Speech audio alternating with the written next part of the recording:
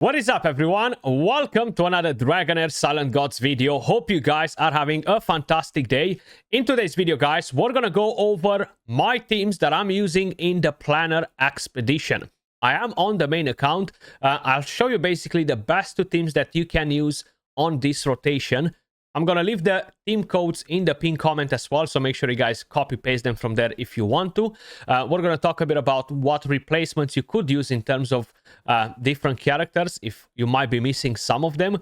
But of course, it all kind of like comes down to having the right characters to build the best teams. Before we get into it, if you guys enjoy the content, do me a solid, smash a like, subscribe to the channel. It really helps a lot. I am doing daily guides, news, tips and tricks, covering pretty much everything related to Dragonheir Silent Gods. So this is the right place to be.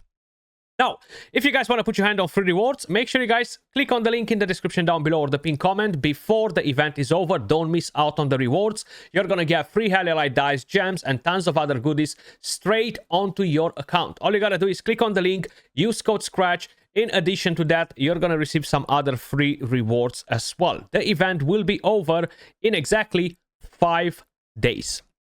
Now, let's quickly talk about the Planar expedition, the Alliance boss. This is a weekly challenge now, which in my opinion is so much better than having it as we had it in Season 1, which was very time-consuming. Running different teams every single day and changing it, and no. Once a week, much better. Now, you can actually run 2 different teams at the moment. I don't have max talents on every single one of them and all that. When we are talking about the actual boss.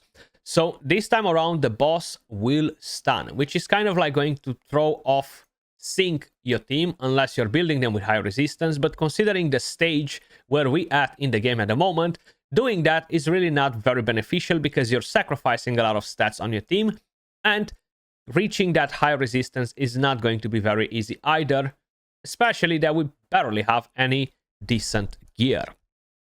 So, I know it says damage taken from poison, lightning, and radiance increases by 30%.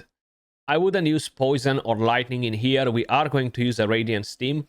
The whole idea is that building the poison is going to be very hard at the moment, not being able to push and get a lot of enlightenment. If we're talking about corrosion, which will be very powerful in here later on, it's very hard to get the right stats on them to push high damage. They're very needy in terms of damage stats because the more damage they do, the more corrosion they apply, and that's how they will end up in becoming the most powerful team in this season. But that will happen in approximately a few days once we're going to unlock the negative runes as well. Then, in terms of the teams, we are going to run a rally team and we're going to run a Necrosis team. So this is my rally team right here. We are running Alton. Alton is built with this set and he has the crown mainly to land a debuff and enable us to do more damage. Unfortunately, he does not have maximum talents as it is, but I haven't tried to give him damage stats or anything like that because the gear that I have is really not that great. But that's what we have on him at the moment. Then, we're going to run Lorentil. Lorentil is running one of these new sets, the Down of the Snow Peak, which will increase the attack on everybody based on how many buffs he has. Now, we're going to have a lot of buffs in this team, so we're going to gain a lot of attack from this too. And he already has a good attack. We are running him with a pipe organ. Talents, they're not maxed, unfortunately. I have no more currency. This chest piece is only here because it gives him some survivability as well. And moving on to the only support / healer that we have in the team, that's going to be Rose. Now, Rose will apply the defense down in this team, mainly with the Witch's Remains. We're going to run a Puppeteer set on her. If we're doing it on the other characters, they will get out of sync completely because the Puppeteer can only generate that additional ultimate energy every 15 seconds. So it's very important to have it on a character that won't go faster than that. And Rose is the perfect example. She will not use this skill faster. Now, I could use it on a different one and time the other characters, but I don't want to time them, okay? Then I have two main damage dealers in here. I have only one exclusive in this team. If you do not have Gladys and you have Talendor, Talendor can be a very good defense down character as well, or another strong damage dealer. You could run a Filto instead of one of the other characters that we have available. The problem with Filto as well is that he only hits on a straight line, 3 tiles. So he's not really going to hit all of the bosses, which doesn't really bring in so much damage as you would like it to be. So Huberg or Gladys will be far superior to the rest. Now, a Talendor can definitely fit in this team instead of Alton, if you have him, right? That's what I would do. But of course, if you don't have Gladys, you're going to put in either Filto, either Talendor instead. If you do not have Rose, you're going to have to put the Witch's Remains on a different character like Alton or whoever else you might be using, even Gladys. And then bring in a different support character. Asilia can get the job done without a problem. Even Ardrat can get the job done without a problem. Now, these are my stats on Gladys. She does have her exclusive artifact. I have mythical pieces. They're really not that great at the moment. Crit rate gloves, unfortunately, so she has a overkill on the crit rate. We do not need more than 60% crit rate in total. These are the talents. And we have Huberg. Now, he is running these crit damage gloves, which are not really benefiting him at all. He's not going to get a boost in damage or anything like that, but they are nice gloves that do have the right substats on it, and they're the best crit damage gloves I have available on the account. Pretty good stats overall. Good crit damage, decentish attack. We are running him with a pan flute, and these are the talents on him. Skill timing. This is what we have on.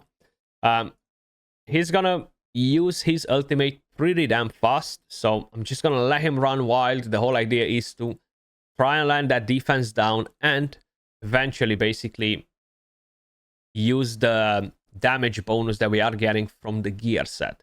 Then Gladys 10-18, 12-18, 10-18, 11.7 to 19.5. So she's on default, he's on 10, 10.5, 12 for Huberg, and they're on default.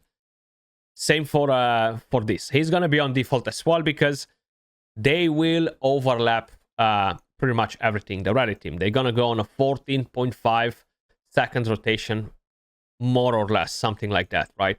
So very, very important. And I will be leaving the team code in the pinned comment. I am running the attack aura. I haven't tried the crit damage one, but let's just give it a go. Let's just give it a go. I think the highest I've got was 478 million with this team.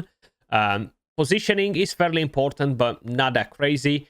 You want them to do the AoE attacks. They will do that anyway. They will target the right bosses in terms of using battle skills that might be on a box or something like that.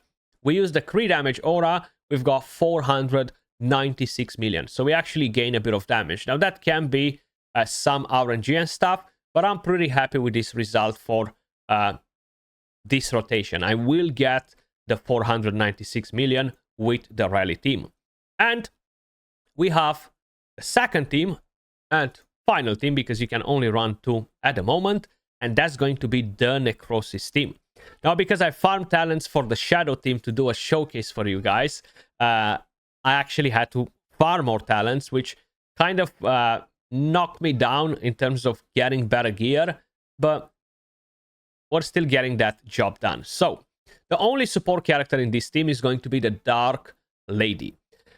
You could run Thorin, you could run Zarlot, as long as your team is able to kill them fast enough.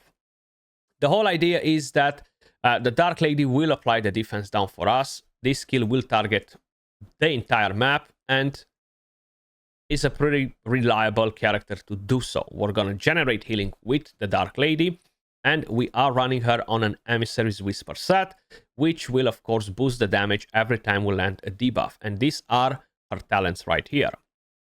Then we're going to run, of course, Centralia. She will have the Pipe Organ, 2 different attack sets to try and squeeze as much attack as possible from her. We do not have max talents on her, unfortunately, for the moment, but that's something that we're going to get done down the line. No rush with it. We have a bit of skill haste and all that. Then we're going to have Urzilas. Urzilas is going to run the golden antlers. This will actually boost a little bit the damage as well, so it's definitely not a bad artifact. And we are running a puppeteer set on him. His talents are not maxed either. I haven't tried to squeeze damage or anything crazy on it because the puppeteer gear that I have is really not that good. Then we are running a Bernard as well. She is going to run the Titan Ribcage. She will have some resistance. You can see her talents. And we are running a Down of the Snow Peak set. We are going to gain some buffs. So, hell, why not? Let's make the most out of it. And, of course, push Lelwonis to the highest possible damage. We have her with her exclusive artifact. We have full crit rate.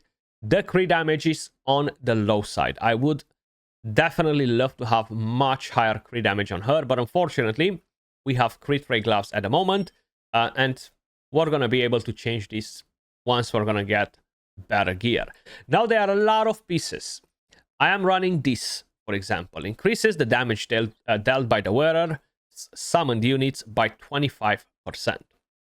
So, I'm very curious to see how much of a difference will this set make if we're comparing it with the other one that I have available. That will give us some more crit damage too, and I'm talking about this.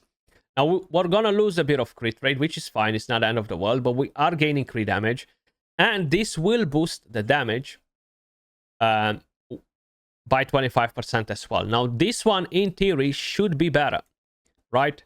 Each of the wearer's summoned units on the field increases the wearer's damage dealt by 5%. I'm not really sure how this will be for Lelwonis, since she transforms into the summoned unit, the dragon. I would assume it will only give her that 5%. But then, together with the other 25%, because her dragon is a summoned unit, so this should, in theory, work for her, right? But I'm not 1,000,000% sure about it. So we're going to have to see if bringing this in will be better. Now, I cannot really do many other changes to up my crit damage, unfortunately, so we're going to have to keep it as it is. This is still the better option. This is a good mythical piece for them, because we do not have any Necrosis bosses at the moment. And when the wearer damages a hero with a different element, the damage dealt is increased by 20%. Otherwise, is reduced. So we could boost our damage straight off the back by 20%. But I'm sacrificing too much crit damage, and I would rather keep the other piece for the moment. What I'm quickly going to do is swap this in and see if we are going to get better damage. This is the positioning. Lelwonis will target like this pretty much everyone. I can put her on the middle too. Doesn't really matter. This will still target whatever the heck she wants to target, okay? The thing is, we do not have a damage boost for Necrosis, so they're not going to get a boost or anything like that, but having the AoE attack, hit everything, is going to be great. Skill timing, we have the following. Now, they will desync. Okay, there is nothing that I can do about this, because at the beginning, we're just not going to be able to kill them in time. So after, I'm just going to let them all run wild, buff as much as possible. From what I've seen, they do not desync too bad in terms of like not getting the buffs on Lelwonis before the ultimate to make us lose damage. So that's good, because all of them will get controlled more or less, except Bernard, which has the resistance, but we are running them on an 18-second cycle. That being said, let's go in. I haven't showed you the familiar, actually. For whoever is curious, can we see it from here? This is what we have on. The Starlight Stoneborn. And these are the talents for the moment. I do need to do more fusing, but probably I'll be doing that later. So we have 26 tries with this. I think the highest I've got was 1.9 billion. Which is so much better than the rally team, right? I think it was 1.9, yeah. 1.1. This is actually a big damage loss right here. I'm curious how much of a loss is because of RNG, and how much of a loss is because we changed that chess piece on level 1 is. I'm super curious about that now. Because this is a huge damage drop. Like, I'm talking about almost 50% drop in the damage. 1.169. I think that's what we've got. Unless I'm crazy. That is a possibility. But I'm pretty convinced I've got... Wait, so is there a way for me to see my attempts? No. I think that's what I've got, man. I think I've got literally almost 2 billion before. So that is a bit odd. Let's see if I'm going to put her back into her positioning right there. So I haven't changed nothing except that chest piece and her positioning right there. But that was a massive damage drop. I don't think I'm dreaming about it. I think that's how much damage I've got. Okay, so now he's getting better, you see? Now he's getting better. Maybe that positioning, maybe we had some bad RNG with stuns, and we've got too many stuns hitting us. Let's see. What do we have this time? For a second, I thought like, my God, I must be dreaming about it. And I've never got that much, right? When I saw 1.1, I was like, what the heck? But we changed the chest piece back to the one that boosts the damage for summon units, right? Are we gonna go back to that damage? Which, I mean, why not? Already much better. Now I know for a fact that I've got much higher damage, so I'm gonna try and squeeze this till I get to that amount of damage though. What was that? 1.6 here. And what do we have? 1.5. Let me just make sure that I wasn't dreaming about it, because I'm still a bit unsure about it. I know I looked at how much damage some of my clanmates did, because I was curious, like... So he did 145. Yeah, and I knew that with the only one that I have, I'm gonna do more. Yeah. So I did around 1.9 billion. Okay. I'm not gonna stop now till I'm getting that back, because I know I haven't done any other changes. I have made them on an insta battle like this, but I did one try before to make sure that the stun is not messing up everything. I've done 0 adjustments to it. There we go. That's more like it, right? We have 1.8. I have 19 more tries. I might stay in here for the next 5 minutes to retry it, but I need that 1.9. And I know we can do it. Unless we had the craziest best RNG with that. And now we're just in pain and suffering. Let's see. Is this the one? Is this the one? Maybe I'm gonna regret not saving that 1.8 something. 1.818. No, we want to get better than this, man. Come on. I know we can do it. Let us do it. The RNG even on the Necro team tends to be pretty crazy. But now because of that stun, if sometimes they get out of sync, like we don't get the buffs on level 1 at the right moment, that's a problem. So we have 1.826. You know what? I'm gonna just save it. I'm fine with it. I have a feeling that if not, I'm just gonna put myself through the pain and misery. And usually when I do this, I end up with not getting a better result than what I was kind of like not interested in saving before. And I end up with 2-3 hours after just retrying. And that's usually with the Necro team. So I'm just gonna get it. The thing is, you are getting decent rewards, but it's not as competitive as it used to be, at least for your own alliance. So in my alliance, I'm gonna be number 1. But it doesn't matter, because we're all pretty much getting the same, except you're getting more of these fragments, right?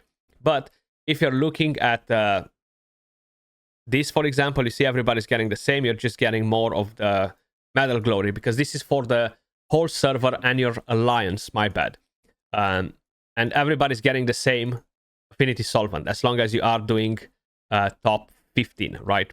Then on the server, it's just about the fragments.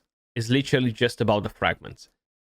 It's cool getting the fragments, don't get me wrong, but it's not really the end of the world. And based on this, I should be number 2, at least at the moment, if none of them have any other runs left. But that might be the case. Either way, team codes will be left in the pinned comment as usual. Appreciate every single one of you guys watching. I haven't talked about replacements, many replacements for the Necrosis team, because the reality is that there aren't many characters to replace them. You need Lelwonis, right? And I would still get her exclusive artifact over Ozzel. As simple as that. Much love, and I will catch you all in the next one. Peace.